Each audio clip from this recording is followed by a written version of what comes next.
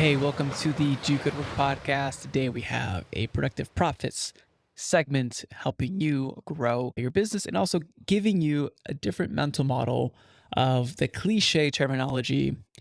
Why what got you here won't get you there is wrong. I disagree with that statement that what got you here won't get you there because it's common business advice. And when there's common business advice, there is truth into it, but I think it always can be misconstrued. And that statement, what got you here won't get you there, meaning whatever actions you took to get to this point in your business, in your career, or even in your life aren't the same actions that are going to get you to the next level. Now, that can sometimes be true, but it isn't always right. Because clearly, if you want to start something new or try to break a bad habit, then yes, you need to change. And that's clear.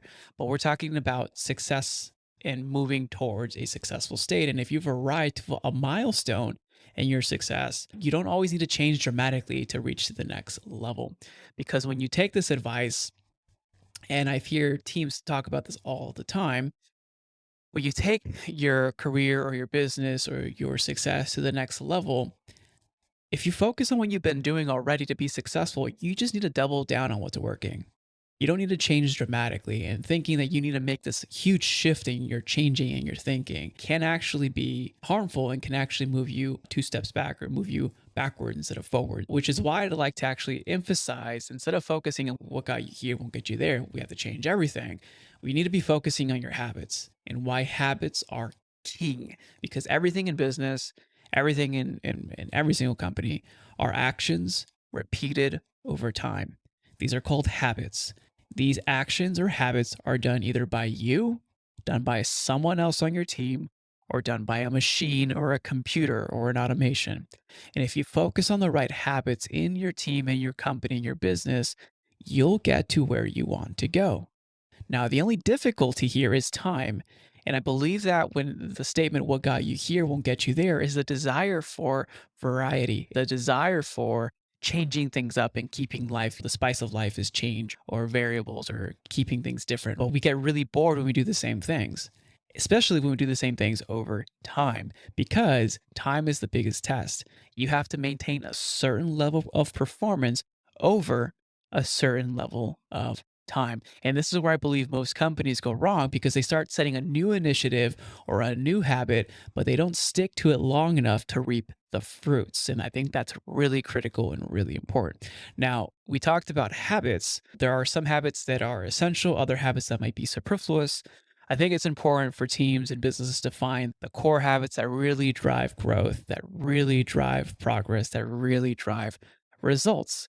And the two key results that at least the companies that I talk to care about are revenue and growth. Obviously, there are more results than that within each company, but typically this is what drives businesses. This is what pays for payroll, revenue, and growth.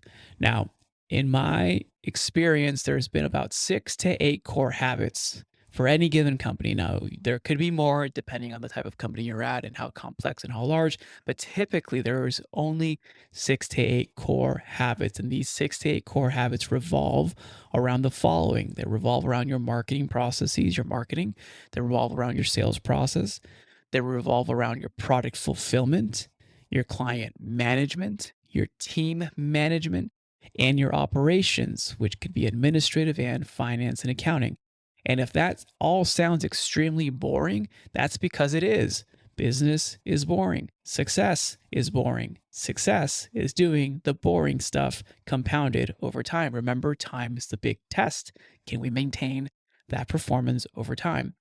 Now, again, I'll read the list again: marketing, sales, product fulfillment, client management, team management, operations administrative, and finance accounting. Again, time is the biggest factor because we all have to face it. We all have to answer to it. We all have to exist and live through time currently right now. And we as humans either tend to fail either because A, lack of determination or lack of resources or lack of energy, or the worst, the shiny object syndrome, which is essentially saying, oh, I'm not getting results here, or I'm not putting in the work hard enough to see a results, or I'm not waiting long enough to see a results that I want to see now. and I want to go after something else that looks exciting and new. And I know that because I've done that before too. And I'm pretty sure a lot of people, that at least the ones that I've talked to, have expressed experiencing that as well. But if you focus on the right things and you're performing the right actions, and if you can get validation that you're performing the right actions, either by a coach, either by someone else who's been there, or either by a mentor, or either by the team, or at least producing some fruits, if you focus on the right actions, and if you do this over time, I'm very confident that you will get to where you want to be. May not be at the same speed or expectation, depending again on your volume of output and your volume of consistency and your volume of doing the right things. But you will be getting to where you want to go if you focus on consistently over time. And I'll leave you with the final mental model that I call Fibonacci singularity. Essentially, Fibonacci is a sequence. It's a mathematical sequence: 0, 1, 1, 2, 5, 8, 13, so on and so forth. You can find this in nature. This is actually in the Golden Triangle. But what I'm talking about here when it comes to the mental model, though, is that sometimes to get progress or to see momentum or to see the fruits of your labor, it might take you, let's say, 21 times, which is a number sequence, Fibonacci sequence. The first time to actually get it might take you 21 times to get progress. That sounds annoying. It might take you 21 or even 13 attempts to even see progress, and the progress might not even be significant. But if you keep trying, the next stage, it might only take you, let's say, 8 tries. First time it took you 13, second time it took you 8 tries to get progress or at least some sign of momentum. And then the third time you go at it, maybe it takes you 5 times. And then the fourth time you go at it, maybe it takes you 3 times.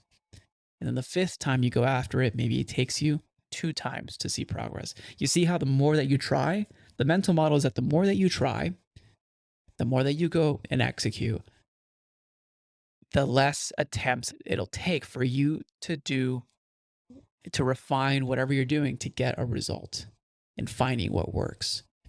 And I think those attempts, it's easy to say 1, 2, 3, 4, 5 attempts, but those attempts might be months, they might be weeks, they might be days. And I believe that if we focus again on the time factor, if you're focusing on the right direction, focusing on the right habits, executing these right habits consistently over time and giving it enough time, I think you can get to where you want to go if you focus on consistency and doing the right actions.